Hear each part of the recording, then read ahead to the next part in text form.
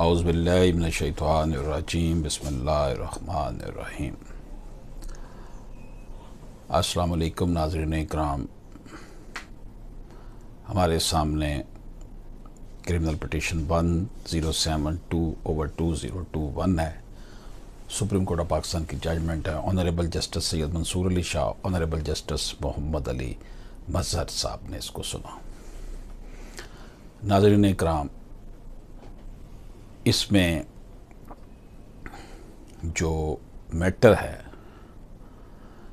वो देखते हैं कि उसमें क्या मैटर डिस्कस किया है। The petitioner seeks leave to appeal against the order dated this pass by the Islamabad high court. Islamabad high court ने पिटिशनर की ज़मानत जो है उसने जो दायर की थी स्टैचूटरी ग्राउंड्स पर, उसको जो है वो रिजेक्ट कर दिया था, डिसमिस कर दिया था। स्टैचूटरी ग्राउंड्स ये पिटिशन मुल्ज़म ने की थी कि उसका ट्रायल जो है वो कंक्लूजन नहीं हो रहा, और उसके ख़िलाफ़ जो केस था वो 392, 411 और 75 था, पीपीसी यानी कि डाके का था, डिसऑनेस्टी रिसीविंग स्टोलन गुड्स का था। तो इस्लामाबाद हाई कोर्ट ने कहा कि ये जो इस बंदे का, इस मुल्ज़म का डिले हो रहा है कंक्लूड करने में ट्रायल, उसमें इसका अपना कसूर है।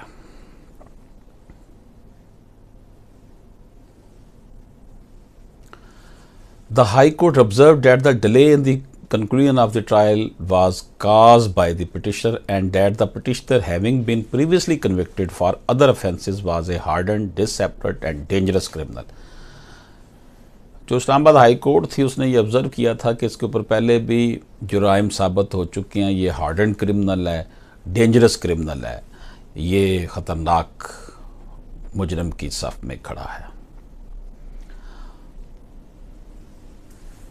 Honourable supreme court of Pakistan ने ऑब्ज़र्व किया कि we have heard the learned counsel for the parties and have examined the record of the case with their able assistant in order to examine the legality of the impugned order. It would be useful to first examine the extent of scope of the right of an accused to bail on the statutory ground of delay in conclusion of the trial। मगर जनाब हमने ये case सुना और सबसे पहले हम ये देखते हैं कि अगर ट्रायल में देर हो जाए कंक्लूड करने में तो फिर एक्यूज को बेल का जो स्टैचूटरी ग्राउंड पे हक है वो क्या है। Under the third proviso to section 497(1) CRPC।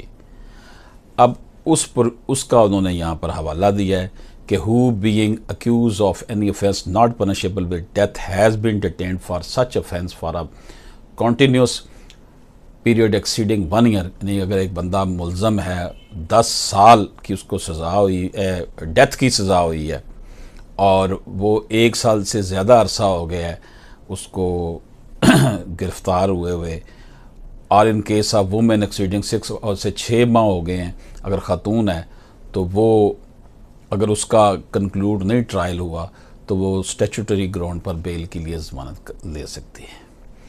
इसी तरह 497 की बात की गई कि who being accused of an offence punishable with death has been detaining for such offence for a continuous period exceeding 2 years, के डेथ केस में 2 साल से ज़्यादा अरसा वो गुजार चुका हो और उसका ट्रायल कंक्लूड ना हुआ, औरत की सूरत में 1 साल।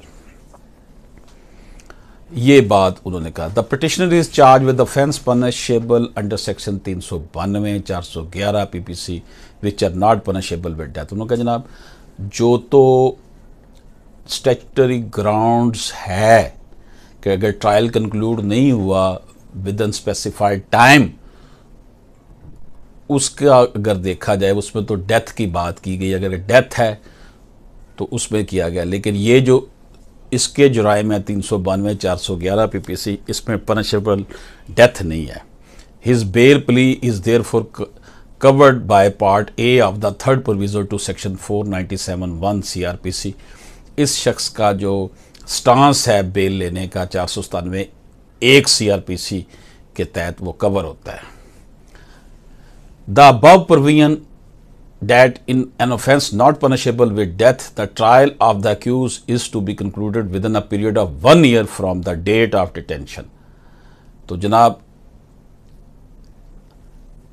जिसमें मैंने आगे अभी ऊपर आपसे बात की थी कि जो इसका ए है ना 497 का, उसमें है कि नॉट पनिशेबल विद डेथ। अगर तो उसकी सजाए मौत नहीं है और उसको 1 साल गुजर गया कैद के अंदर, और औरत है तो उसको 6 माह गुजर गए हैं, तो वो स्टैट्यूटरी ग्राउंड पर बेल ले सकता है। दूसरा पॉइंट बी में ये था कि अगर सज़ा मौत है और 2 साल गुजर गए हैं और औरत की हैसियत से 1 साल गुजर गए अगर औरत है, तो वो स्टैट्यूटरी ग्राउंड पर बेल ले सकता है। शायद मैंने दोनों में डेथ बोल दिया था, इसके लिए मैं माजरत चाहता हूँ, दोबारा मैंने रिपीट की है बात। तो अदालत कहती है जी 392 411 डेथ में नहीं आता, इसलिए अब ये जो कंक्लूड होना चाहिए था इसका ट्रायल 1 साल के अंदर अंदर होना चाहिए था, from the date of detention of accused की गिरफ्तार होने से 1 साल तक। And in case the trial is not so concluded, the law mandates the release of the accused on bail. The accused thus has a statutory right to be released on bail if his trial for such offence is not concluded within a period of 1 year from the date of his detention। तो अदालत कहती है कि आप इसको फिर 1 साल तक अगर ट्रायल कंक्लूड नहीं किया तो इसको फिर रिहा होना चाहिए। The statutory right to be released on bail is however subject to 2 exceptions हैं जी, 2 हैं स्टैट्यूटरी राइट को इस्तेमाल करने में। One is embodied in the third proviso itself and the second is provided in the fourth proviso. As per these exceptions the right to be release on bail on the ground of delay in conclusion of the trial is not available to an accused if, किस मुलजम को ये हासिल नहीं है delay वाले मामले में, if the delay in conclusion of trial is occasioned by an act or omission of the accused or by any other person acting on his behalf। अगर तो मुल्ज़म की किसी वजह से ट्रायल में कमी कोताही हो रही है, कंक्लूड नहीं हो रहा, तब वो उसको ये हक नहीं मिलेगा बेल का। या फिर the accused is a convicted offender for an offence punishable with death और इम्प्रिजमेंट फॉर लाइफ और is in the opinion of the court is hardened, या फिर वो हार्डन्ड क्रिमिनल है। तो 2 पॉइंट्स ऐसे हैं जिसके ऊपर वो स्टैट्यूटरी ग्राउंड्स में ये ले सकता है कि जनाब ये नहीं स्टांस ले सकता कि उसका ट्रायल कंक्लूड नहीं हुआ तो उसको बेल दे दी जाए, ज़मानत दे दी जाए। 2 कंडीशंस हैं जिसकी वजह से उसको ये बेनिफिट नहीं हो सकता। एक कंडीशन ये है कि उसकी या उसके बिहाफ पर जो शख्स पेश हो रहा है, कोई भी उसका वकील है या कोई भी मामला है, ट्रायल कंक्लूड होने में उनकी गलती अपनी हो। दूसरा यह है कि वो हार्डेंड क्रिमिनल हो, डेंजरस क्रिमिनल हो, खतरनाक मुजरिम हो। Delay in conclusion of the trial if occasioned by an act of omission of the accused or by any other person acting on his behalf। The act or omission of the part of accused to delay the timely conclusion of the trial must be the result of a visible concreted effort by the accused। सिर्फ ये कह देना कि जनाब judgement ले दिया council में तो accused cannot be counted as an act or omission on behalf of the accused to delay the conclusion of the trial।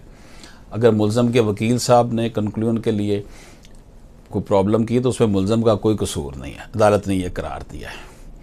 In the present case the petitioner was arrested on 21/1/2020 and charge against him was framed 8/12/2020 को उसके खिलाफ जो है charge frame किए गए, फर्द जुर्म लगाई गई। He move the application for bail on statutory ground of delay in January 2021। The order sheet of the period commencing from 8/12/2020। The date of framing charge till the date of his filing the application for bail does not reflect any design, pattern or concerted effort on the part of the accused to delay the conclusion of the trial।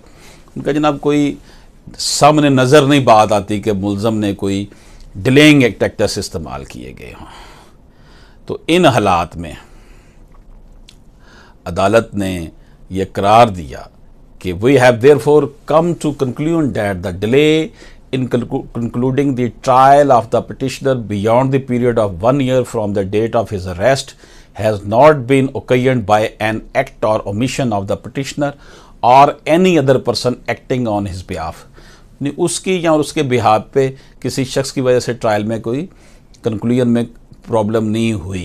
And that in facts and circumstances of the case the accused does not appear to be a harden desperate or dangerous criminal. दूसरी बात यह है कि ये harden criminal नहीं है, दोनों conditions पूरी हो गई हैं। For foregoing are the reason for our short order dated 4/10 which is reproduced under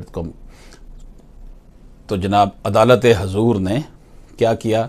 the petition is therefore converted into appeal and allowed the impugned order is set aside and application for the petition for grant of post as bail is accepted। उसकी bell 1 lakh रुपए के बचलकों के बस मंजूर कर ली गई। नाज़रीन इकराम, अब हम इस बेल का कंक्लूजन निकालते हैं। बंदा पकड़ा गया, पहले से कन्विक्टेड था 392 और उसके साथ साथ उसके ऊपर जो है वो एक चार्ज और भी था। 392 के साथ साथ उसके ऊपर चार्ज जो लगाए गए थे वो 411 रेड विद सेक्शन 75 पीपीसी था। 1 साल से ज़्यादा अरसा गुजर गया, उसका ट्रायल कंक्लूड नहीं हुआ। हाई कोर्ट ने उसकी बेल नामंजूर कर दी कि भाई तुम्हारी वजह से ट्रायल नहीं हो रहा कंक्लूड। तो सुप्रीम कोर्ट ऑफ पाकिस्तान ने कहा कि ये उसकी एक्ट की वजह से नहीं है, जो हमारे पास रिकॉर्ड है उसमें कहीं भी ये नज़र आ रहा है। दूसरा, उसकी बेल स्टैट्यूटरी ग्राउंड पर कैंसिल होने की वजह ये हो सकती थी कि उसे डेंजरस हार्डन क्रिमिनल करार दिया जाता, तो वो भी नहीं है इसमें। नाज़रीन किराम, हमारी ये कोशिश है कि हम बेल के हवाले से जो लोग बेचारे जेलों में गल सड़ रहे हैं उनके लिए आवाज़ उठाएं और उनके लिए आगे बढ़ें। इजाज़त दीजिए, अल्लाह हाफ़िज़।